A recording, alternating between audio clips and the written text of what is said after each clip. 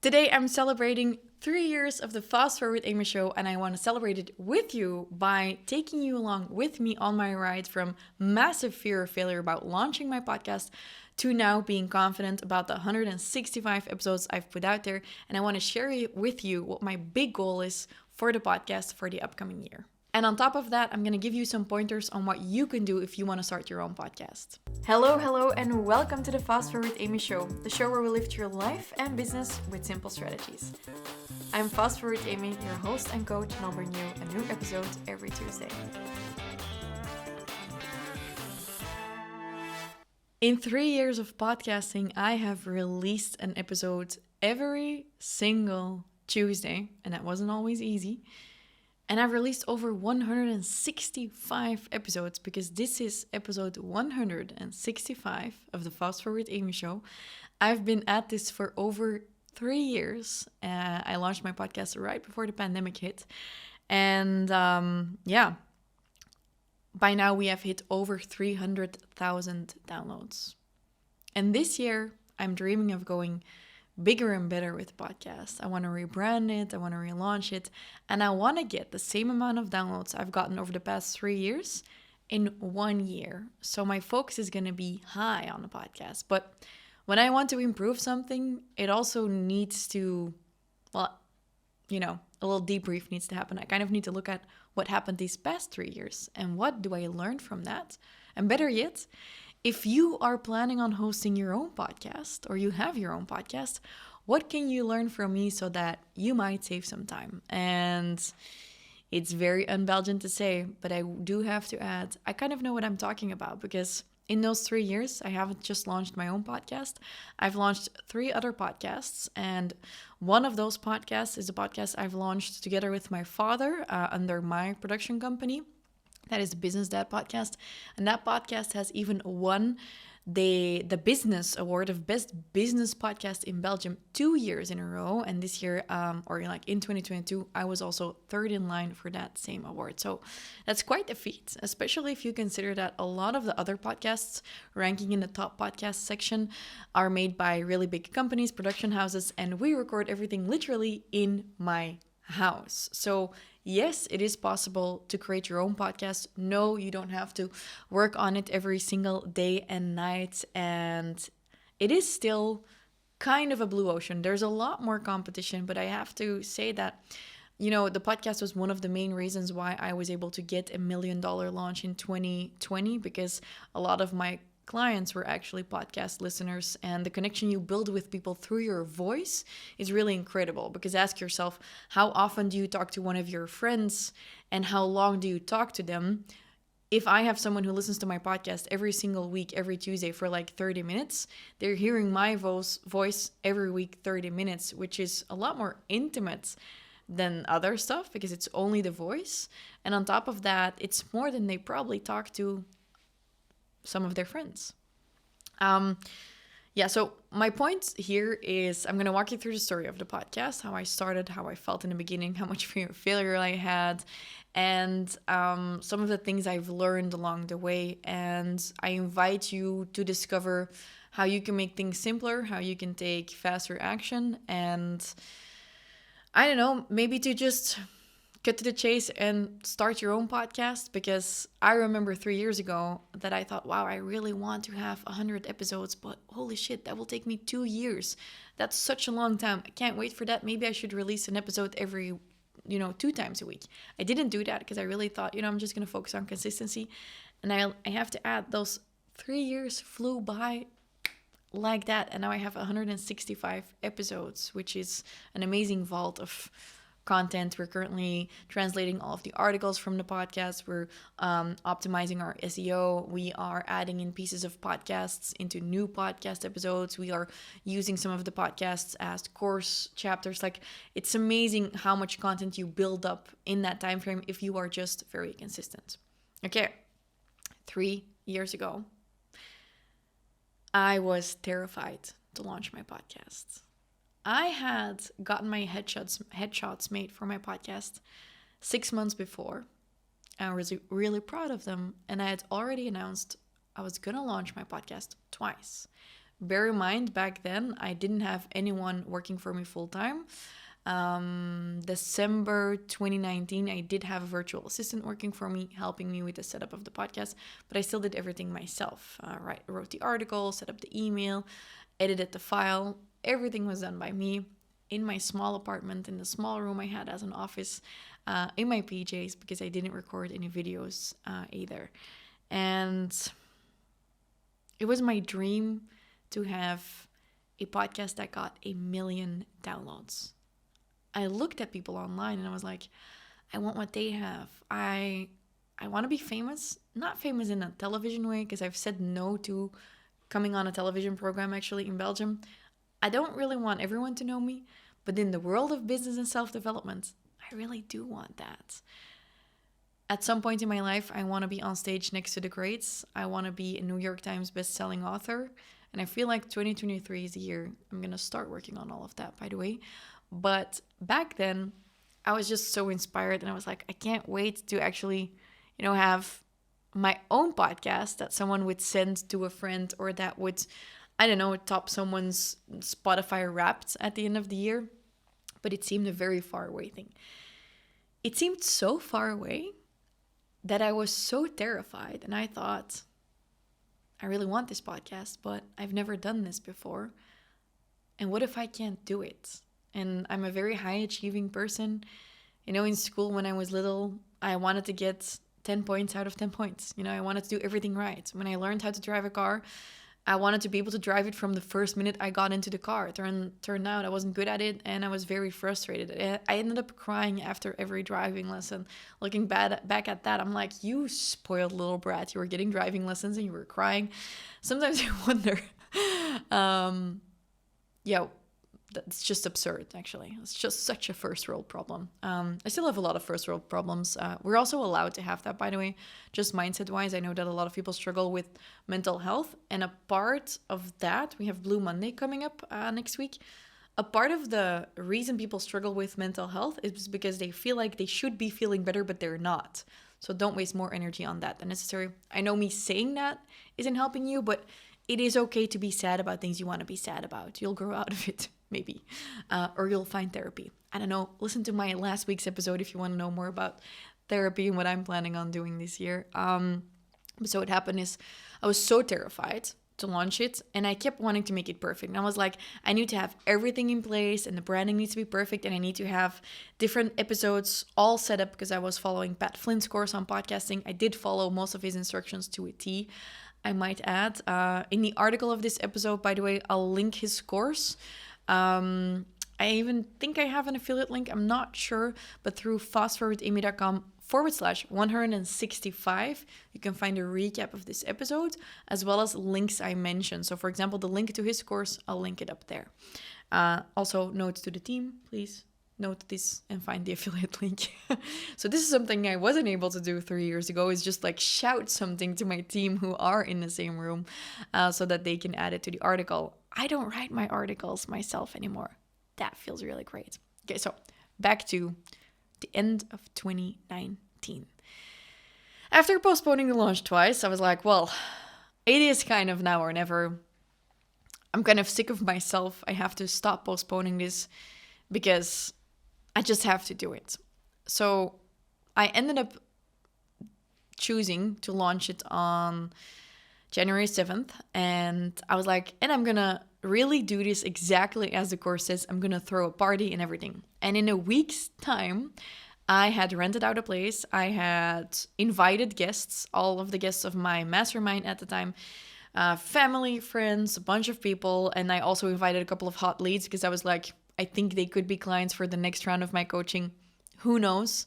Kirsten, the person who I train with every day, was one of those people. I was like, do you want to come to my party? She's like, yeah. And over the years, I've become a great customer of her services. She's become a customer of my services. And it's also because, I invited her to that party. So that's 3 years ago. So much has changed since.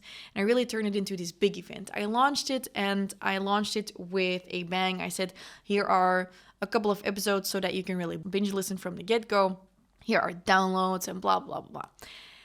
And I got 3,000 downloads in such really quickly. I was was so happy. I was over the moon. And then I thought, wow, it's so ridiculous that I waited such a long time to do this. And the actual reason I had waited so long is because I was afraid no one was going to listen. And I was going to fail and I was going to lose face, because I was quite a brand on Instagram. I thought, what if I launch this podcast and it turns out my audience isn't as engaged as I thought they were, and I'm going to be ridiculous. And then secondly, I thought, what if people do listen and they really hate it? That's such a fail. But then I worked through my own mindset exercises and I thought, well, what if I don't have a podcast? Then no one can judge me because there's nothing to judge. And no one can think it sucks because no one will be listening anyways. So there and then I decided, you know what? If I don't launch it, no one is listening. If I do launch it and worst case, no one listens, I can still stop. But even one listen is more than 0 listens when I don't launch it. So from that point on, I decided to go all in and to just take massive action. And that resulted into a lot of last minute Monday recordings. I chose a Tuesday for my podcast because I knew that if I would choose a Monday, my weekends would be spent on last minute recordings because I was that person. This is kind of like writing the paper at the very last minute. This is me. I try to not be like that, but I knew it was a challenge, so I kind of planned around it. Every Tuesday morning between 7 and 8 before I was working, I was like, still typing out a podcast email to my audience. And I sent out emails for every single episode. I've sent out literal millions of emails by now.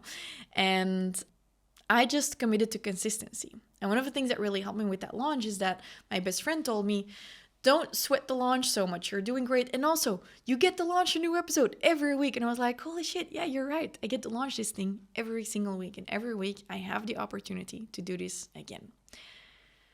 A few months ago, I was at the Belgian Podcast Awards for the 2nd year in a row because I was nominated for a top 10 business podcast in Belgium last year as well. I'm really proud of that. And I was talking to someone and she said, yeah, but of course, like you make money with your podcast and most of us don't. And I was like, well, yeah, that was also, the goal of my podcast was to do something that would fuel my creativity more, but also to make money through the podcast. And that is one of the things I wish I could tell more people is you don't just have to host a free podcast because you're such a great person. You can also do it because you're also such a smart person and you use it to fuel your email list. Because I have used my podcast to grow my sales, to grow my email list every single day in the past 3 years. And the podcast is still very valuable. But I think there's this weird distinction where people are like, either you make money or you're a good person. But you know what? Money helps you help more people. I wouldn't be able to continue hosting a free podcast if I wouldn't also make money from my podcast indirectly. So it's actually fairly easy to monetize a podcast. And if you're currently struggling with that because your podcast is bleeding you money or you want to launch a podcast but you don't know how to do it in a smart way, I can tell you that a really big part of my business success has come from the podcast. And I'm considering creating a course about how you can monetize your own podcast too and how you can set up your podcast for success. I don't know if anyone is interested in that yet, so I've decided to set up a waitlist and I might make it in the upcoming 2 months or so. So if you do want that podcast course from me, go and sign up for the waitlist through fastforwardamy.com/podcast course. So that's /podcast course, and I can teach you how you can make money from your podcast. Let's look at what I'm most proud of. Always feels weird to me to be like, this is what I did, but this is what I learned. Well, I am very proud of these past 3 years of podcasting. I want to thank you as a listener for tuning in during these past 3 years. And I'm the most proud of just not missing a single Tuesday. Case in point, this episode. I'm running late today. My team is here. Everyone is sitting like, she's like, we really need to continue because I have a photo shoot. But I'm still recording this podcast episode because I really don't want to miss a single Tuesday. Even when I rebrand, when I relaunch my podcast, I don't ever want to miss a single Tuesday. The consistency is what I'm most proud of. And other people have higher amounts of downloads on one episode or whatever, but I'll still top them with over 300,000 downloads or not, but just with the consistency. So that went really well. What could have gone better is a couple of things just in my brand. I could have gone for more cohesiveness. I'm still looking for what is my one thing, what is my core message.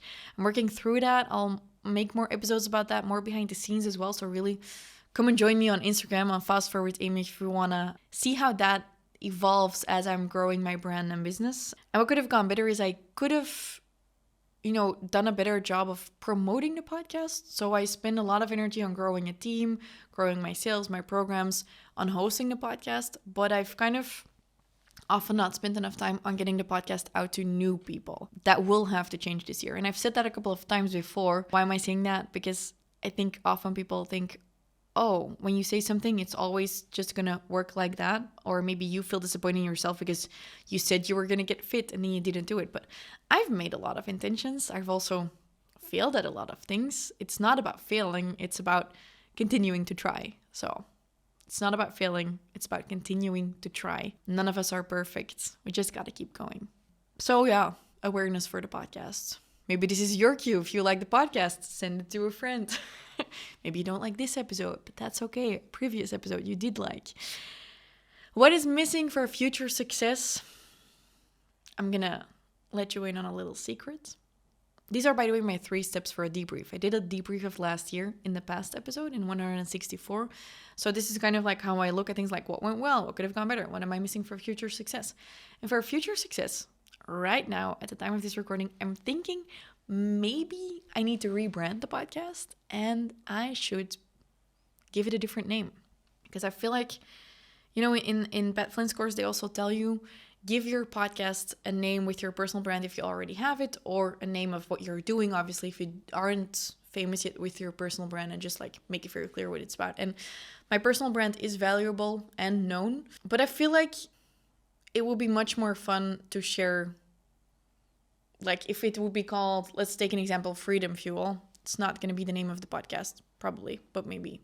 If it would be that name, you'd be like, oh, I like to listen to Freedom Fuel by Fast Forward Amy or Amy van der Putten. So I'm in the process of figuring that out. But I think what's missing for future success is very clear, like a brand strategy, the one thing that I'm putting out there, one message so that people really know what they're tuning in for, what they're getting, that they can't stop listening to the podcast and especially can't stop sharing it.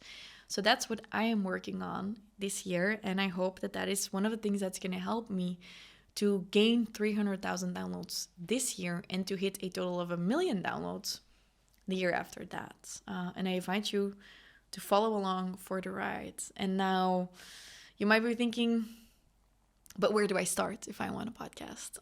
If you want to start any type of show, a YouTube show, going live every week, your own podcast, there's a couple of steps that you need to follow. Pro tip, you don't need expensive equipment. You do need consistency. So if you want my help in getting started, I created a guide for you. You can go ahead and download it right now.